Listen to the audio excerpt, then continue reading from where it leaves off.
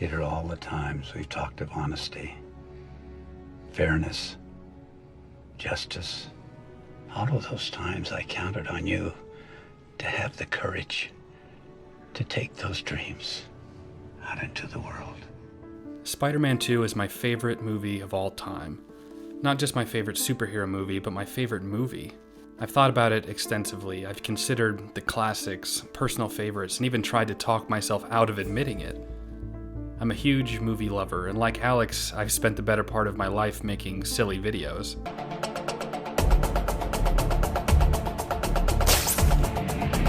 So when he talks about the filmmaker perspective of Spider-Man, it just really hits close to home for me. It's proof that Spider-Man was more than just a paycheck for Sam Raimi. It was something he really cares about. It's something that even in 2019 he still cares about. So JK called me and said, hey, they're talking to me about reprising my role. What do you think? I said, with all my greatest blessings, because I love Spider-Man. And I'm really glad that Marvel's taking it to high school. I think that's going to be refreshing and just like my favorite of the Spider-Man comic books. For some reason, some special reason, this movie has stuck with me all throughout my childhood and now even into my adulthood. I used to think this was an anomaly. Sure, people liked Spider-Man 2 and gave it a good rating on Rotten Tomatoes maybe, and maybe even gave it the honor of their favorite superhero movie for a time. But I loved this movie, and I always found it hard to put into words as to why. This seemingly silly, now 15-year-old movie still impacts me. Go, Spidey, go!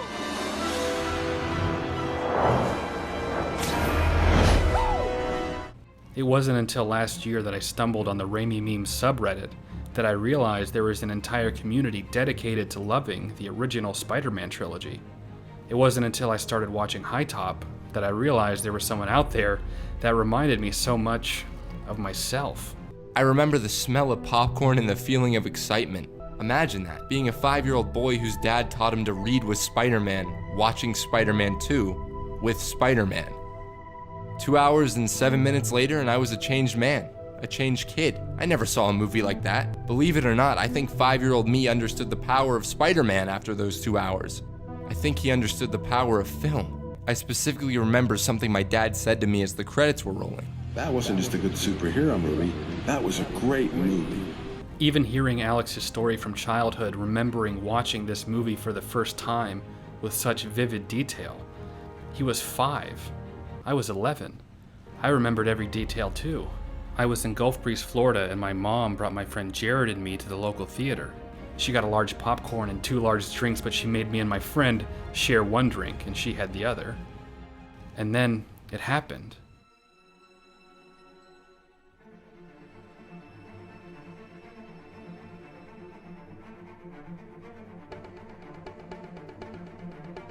That same old, familiar Danny Elfman score.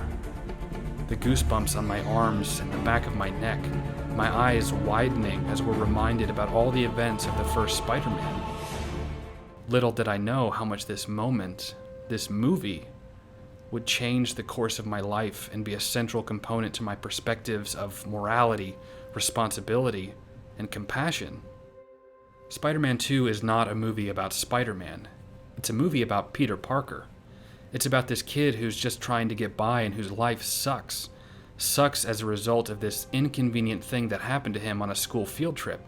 Something that could have happened to anybody.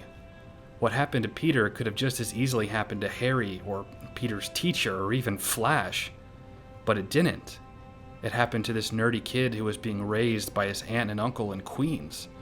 A nobody. What happened to Peter could have happened to anyone. Every positive thing Spider-Man does results in a negative for Peter Parker. No one will be seated after the doors are closed. Every life Spider-Man saves results in a worse life for Peter Parker. Joe's 29-minute guarantee is a promise, man. I know to you, Parker, a promise means nothing. Peter tries his best to be active to change his life, but Spider-Man's life won't allow him to. Spider-Man may be the hero of New York City, but Peter is a depressed nobody who is losing the last positive and human connections he has. Why? Why would Peter Parker want to be Spider-Man when being Spider-Man is actively destroying his life? I swear Alex is my long-lost brother. This question is the philosophical principle that makes Spider-Man, Spider-Man. It's the thing that separates the Raimi films from the MCU Spider-Man. Our Peter has nothing. His life is falling apart as a direct consequence of him choosing to be Spider-Man. Yet he still does it. The MCU Peter has resources and a support group, and nary a mention of Uncle Ben, who was the driving purpose behind Spider-Man's entire motivation to save people, no matter the cost. Now don't get me wrong, I like Tom Holland's Spider-Man. He's the perfect MCU Spider-Man. He's where he belongs and it works perfectly in the universe that he's in. But he feels almost like a completely different character to me in many ways. When I originally planned him, I wanted him to have problems. The one thing that my publisher felt no hero should have. But I think the average reader can empathize with him and could say, gee, yeah, that happened to me. Sure, I know how he feels. You know, he never had enough money, had trouble with girls. The way I would write the stories, he'd be as apt to have an ingrown toenail or dandruff as anything else. The Raimi Peter is so much more relatable. He feels more real because it's more grounded in reality. I've been where Peter has been before, and I know you have too. What Alex gets so right in pointing out is that Sam Raimi understands how to develop his characters. The domino effect of Peter's choices affect every aspect of his life, usually for the worse.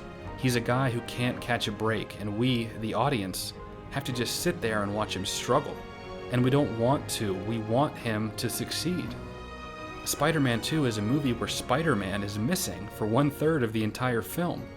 The question of why would Peter continue to be Spider-Man when it costs him so much in his personal life is a question unique to the Raimi Spider-Man, and I would argue the original comic book Spider-Man as well.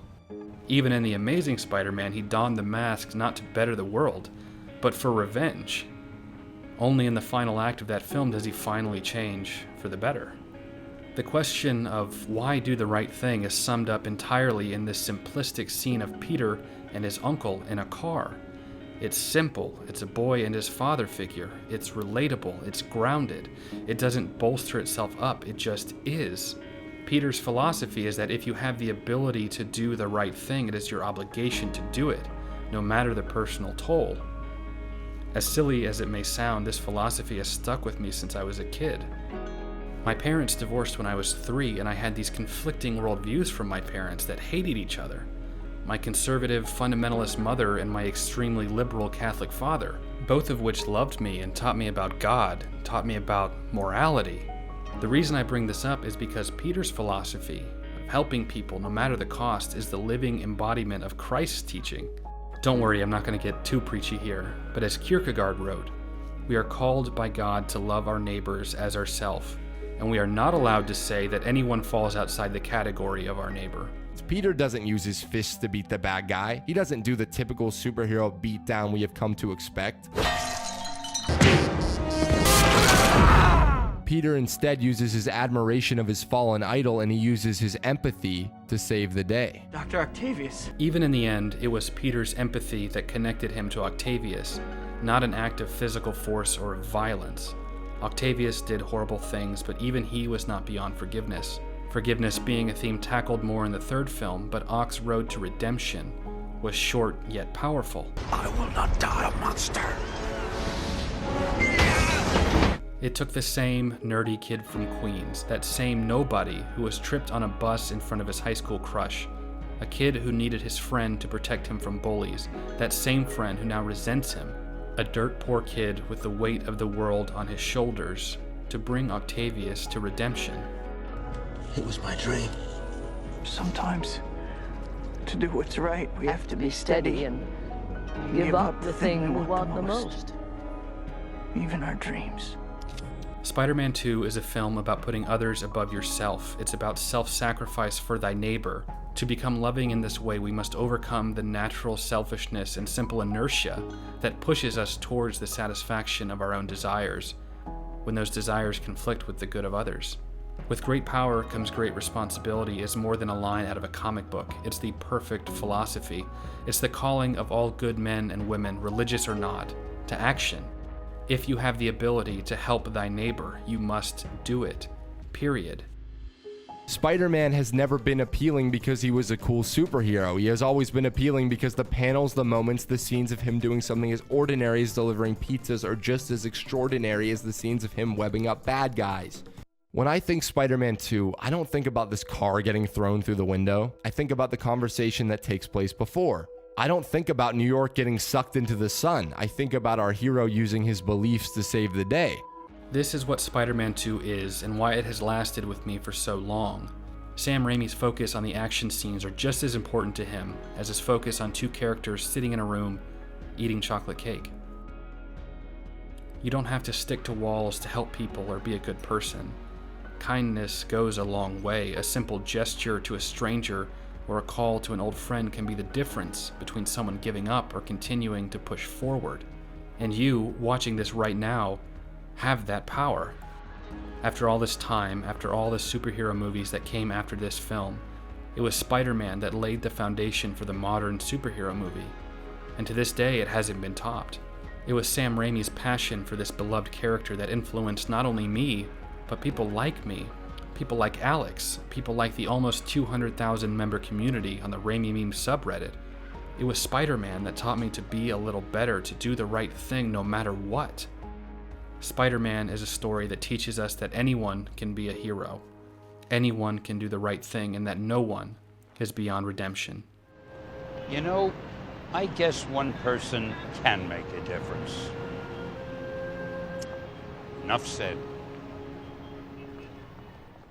Thank you all so much for watching, and on the off chance that Alex sees this video, I just wanted to say how much I loved your work. I promise I won't do a response video every time, but I just felt the need to throw this out there for you. Take care, everyone.